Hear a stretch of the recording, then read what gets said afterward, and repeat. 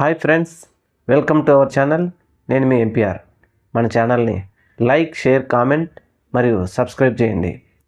ఆంధ్రప్రదేశ్ ప్రభుత్వం సూపర్ 6 పథకాలు అంటే ఒక ఫంక్షన్ ఒకటే అనుకుంటుందా, లేకపోతే సూపర్ 6లో ఇచ్చిన మిగతా 6 పథకాలు అనుకుంటుందా? కానీ ప్రభుత్వం మాత్రం ఓన్లీ ఫంక్షన్ మాత్రమే అనుకుంటుంది. ప్రతి నెల ఏ ప్రభుత్వమైనా ఒక పథకం తీసుకొచ్చినప్పుడు ఫస్ట్ నెలలో హంగామా చేయడం దాన్ని ఎవరు కాదనరు, అది ఓకే. కానీ ప్రతి నెల వచ్చేటప్పటికి ముఖ్యమంత్రి గారు ఇంటి దగ్గరికి వెళ్ళటం, ఫంక్షన్ ఇవ్వటం అనేది ఇది కొంచెం కొత్తగా చూస్తూ ఉన్నాం. సరే, ఫంక్షన్ ఇస్తున్నారు, మంచిదే, కాదనలేం. కానీ సూపర్ 6లో ఇచ్చినటువంటి మిగతా 5 పథకాల సంగతి ఏంటి?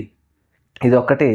మిగతా 5 పథకాలని టాపిక్ డైవర్ట్ చేయడం కోసం చంద్రబాబు నాయుడు గారు ఈ ఫంక్షన్ పథకాన్ని ప్రతి నెల ఇంటింటికి వెళ్ళడము, ప్లస్ నాయకుల్ని, చోటామోటా నాయకుల్ని కూడా వారి ఇంటి దగ్గరికి వెళ్ళి ఇప్పించడం కోసం ఈ విధంగా చేస్తున్నారంటే అవునని అనిపిస్తుంది.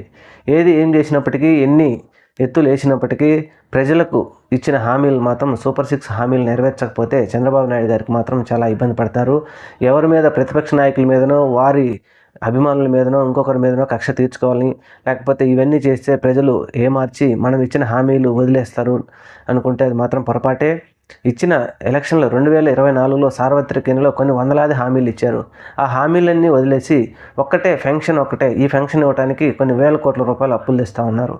అప్పుడు ఇంతవరకు ఉన్నటువంటి ప్రతిపక్షాన్ని మాత్రం ఏకి పడేశారు ఎల్లో మీడియా, ఎల్లో జర్నలిజం వారు. అప్పులు తెస్తున్నారని. మరి ఇప్పుడు మీరు ఫంక్షన్లు ఇవ్వడానికి ఎన్ని వేల కోట్లు అప్పులు తెస్తున్నారో ప్రజలందరూ చూస్తూనే ఉన్నారు. మీరు అప్పులు తెచ్చి ఫంక్షన్లు ఇచ్చినా, ఎన్ని అప్పులు తీసుకొచ్చి ఇచ్చినా ప్రజలకు ఇచ్చిన హామీలు నెరవేర్చాలని వారు కోరుకుంటారు. అలా కాకుండా మేము తెచ్చిన ఈ డబ్బులని మేము ఇవ్వలేం, ఈ డబ్బులన్నీ తీసుకెళ్ళి అమరావతిలోనే పెట్టుకుంటాం, ఒక ఫంక్షన్ మాత్రమే 3,000 మాత్రమే, లేకపోతే 3,000ని 1,000 రూపాయలు పెంచి 4,000 మాత్రమే ఇస్తామనుకుంటే మాత్రం ఇది పొరపాటు. రాష్ట్రంలో ఉన్న ఒక 63 లక్షల మంది ఫంక్షన్దారులే ఓటేస్తే తెలుగుదేశం ప్రభుత్వం కానీ, ఎన్డీఏ సంకీర్ణ ప్రభుత్వం కానీ అధికారంలోకి రాలేదు. మీరు చెప్పినట్టుగా 6 సూపర్ 6 పథకాలు మాత్రం నెరవేర్చకపోతే రాబోయే ఎలక్షన్లో 2024 9 వరకు మనకేం ఇబ్బంది లేదు అనుకుంటే పొరపాటు. మధ్యలో చాలా ఎన్నికలు ఉంటాయి. పంచాయతీ, మున్సిపాలిటీ, కార్పొరేషన్ ఎన్నికలు జరుగుతాయి. ఆ ఎన్నికల్లో తెలుగుదేశం పార్టీకి ప్రజలు బాగానే బుద్ధి చెప్తారు.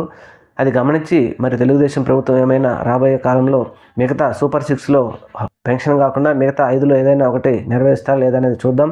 Thank you. మన ఛానల్ని సబ్స్క్రైబ్ చేయండి.